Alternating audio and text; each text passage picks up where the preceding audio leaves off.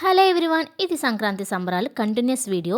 నేను మా తోటికోడలు, చిన్నత్తయ్య, ఆడబడుచు అందరం వచ్చేసాం డ్యాన్సులు చూడడానికి. ఇంకా డ్యాన్సులు అయితే మామూలుగా వేయలేదండి, చాలా బాగా వేసేసారు.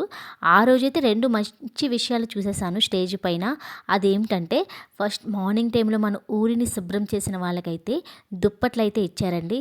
తెలుసుగా, ఉదయం పూట ఇల్లు ఊరు మొత్తం క్లీన్ చేసేసి చెత్త అంతా తీసుకొని వెళ్తారు కదా, వాళ్ళ అందరికీ కూడా దుప్పట్లు అయితే పంచారు.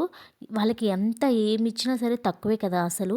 కానీ మన హెల్త్, ఇల్లు అన్నీ హెల్తీగా ఉన్నాయంటే కారణం వాళ్ళే. నిజంగా వాళ్ళకి దండం పెట్టాలి. వాళ్ళకి శాలరీస్ ఇస్తారు నిజమే, కానీ నువ్వు శాలరీస్ ఇస్తే ఆ పని చేస్తావా? చెయ్యవు కదా. నాకైతే వాళ్ళని చూస్తే చాలా ఇన్స్పిరేషన్గా అనిపిస్తుంది.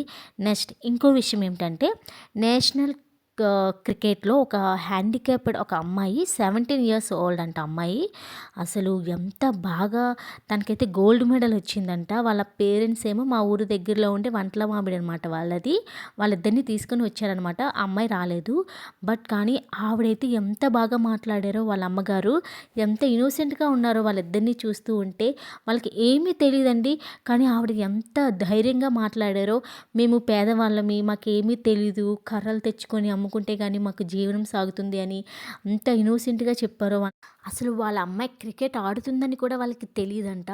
అసలు ఎక్కడికి వెళ్తుంది ఏంటి అనే ఇన్ఫర్మేషన్ కూడా తెలియదంట. బట్ చెప్పారంట, ఢిల్లీ వెళ్తుంది, ఢిల్లీలో సెలెక్ట్ అయింది, అవన్నీ చెప్పారు. కానీ తర్వాత తెలిసింది వాళ్ళకి, ముందుగా ఏమీ తెలియదంట. తను చెప్తుంది అక్కడ. అండ్ ఈ రెండు విషయాలైతే నేను చూసి చాలా హ్యాపీగా ఫీల్ అయ్యాను. అంతే వీడియో. Bye guys.